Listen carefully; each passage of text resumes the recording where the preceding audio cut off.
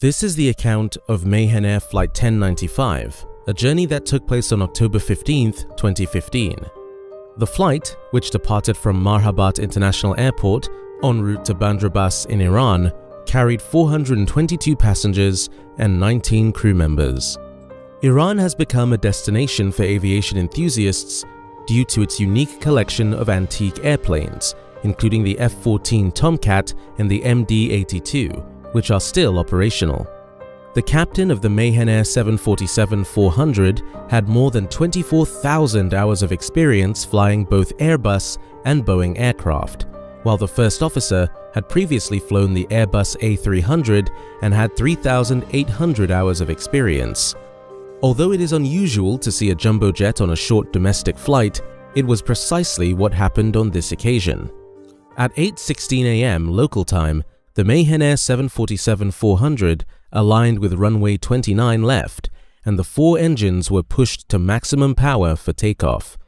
As the plane gained speed and lifted off into the skies of Iran, the pilots initiated a left-hand bank to point the aircraft in the direction of its destination.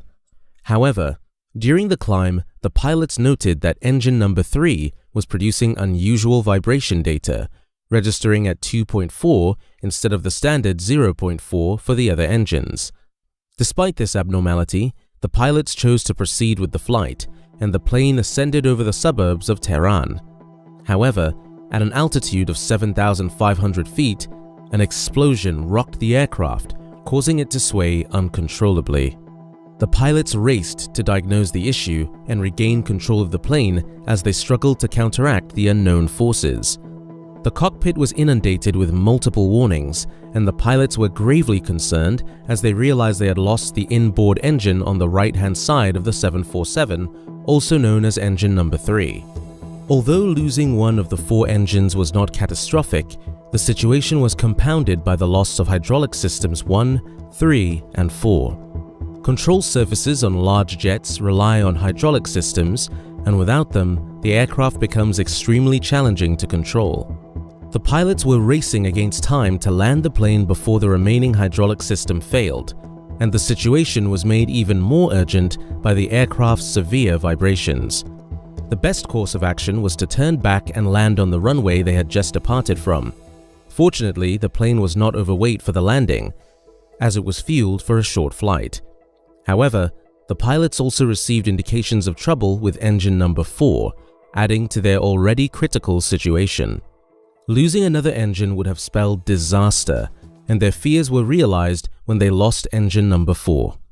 The pilots had an extensive checklist of procedures to follow, including the 2-engine inoperative checklist, the 2 hydraulic systems inoperative checklist, the fuel leak procedure, and many others. Only after completing all of these steps would they be able to safely land the aircraft. As they turned back towards the airport, the pilots attempted to reset engine number 4 but were unsuccessful. To add to their troubles, they were also leaking fuel from some of the tanks on the right-hand side of the plane. Despite these challenges, they had to land the plane in its current condition.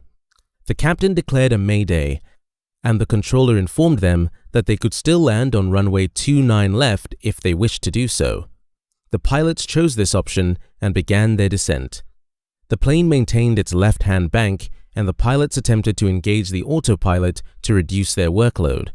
However, due to the malfunctioning hydraulic line number 1, the autopilot refused to engage, so they continued to hand-fly the plane. As they approached the runway, they kept the plane trimmed to align it with the centerline. In less than 45 minutes from takeoff, they successfully landed the plane in Tehran, although they were all understandably shaken. Once on the ground, they realized how close they had come to disaster. Engine number 3 had exploded during takeoff, which led to the loss of engine number 4 and the hydraulic systems. Most of engine number 3 was scattered across the suburbs of Tehran, and it was unclear why the explosion had occurred.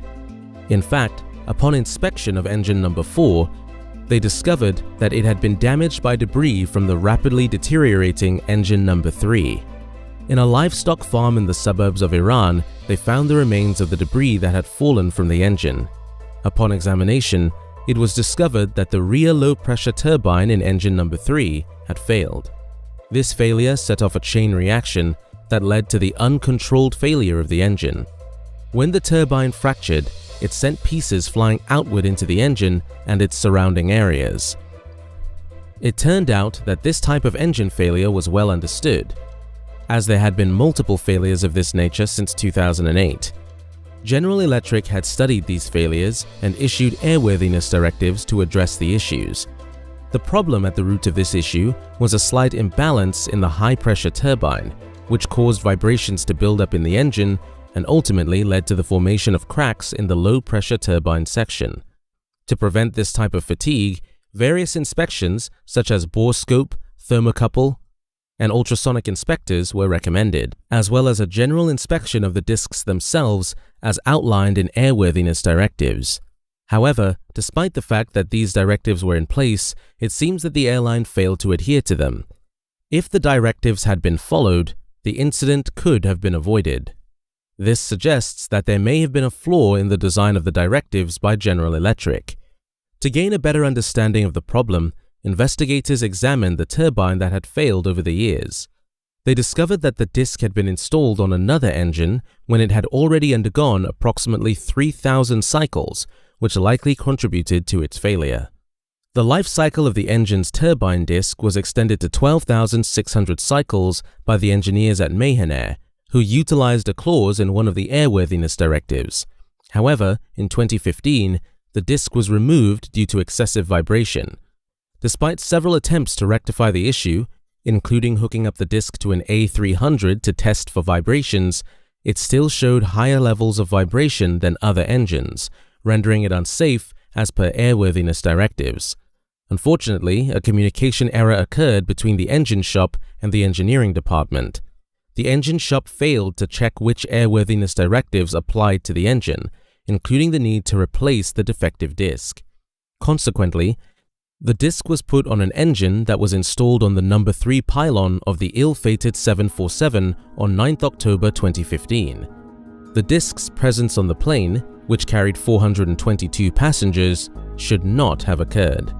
Prior to the accident, several crews had reported higher than normal levels of vibration in engine number 3. Engineers responded by retorquing the spinners and rebalancing the fan, but these measures only provided temporary relief. The vibrations returned and continued to increase until they reached a critical point on October 15, 2015. It is worth noting that Mehaner did not have the same access to Boeing for maintenance of their 747s as other carriers, due to sanctions on Iran resulting from its nuclear weapons program. As a result, Mehaner attempted to extend the service life of their existing parts as long as possible. One might wonder whether these sanctions played a role in the accident. If Mehaner had access to better parts, perhaps they would not have needed to push the lifespan of their current parts. It is sobering to think about how close this incident came to being a catastrophe. Despite losing most of its hydraulics, the pilots managed to skillfully land the plane, saving everyone on board. It's surprising that this incident isn't more widely covered, given how close the plane came to disaster. Following the accident, the plane was in the shop for a considerable amount of time. Many believed it would never fly again. But after 6 years of maintenance in Iran, the 747 took to the skies once more just last year. While it's always satisfying to see more 747s flying, this raises the question of how many companies try to keep their planes in the air without sufficient maintenance. Do they believe they'll be the exception to the rule, that their planes will somehow magically remain airborne despite a lack of proper upkeep? Thank you for watching this video. If you enjoy the content we create, please consider liking and subscribing to help the channel grow. Until next time, stay safe.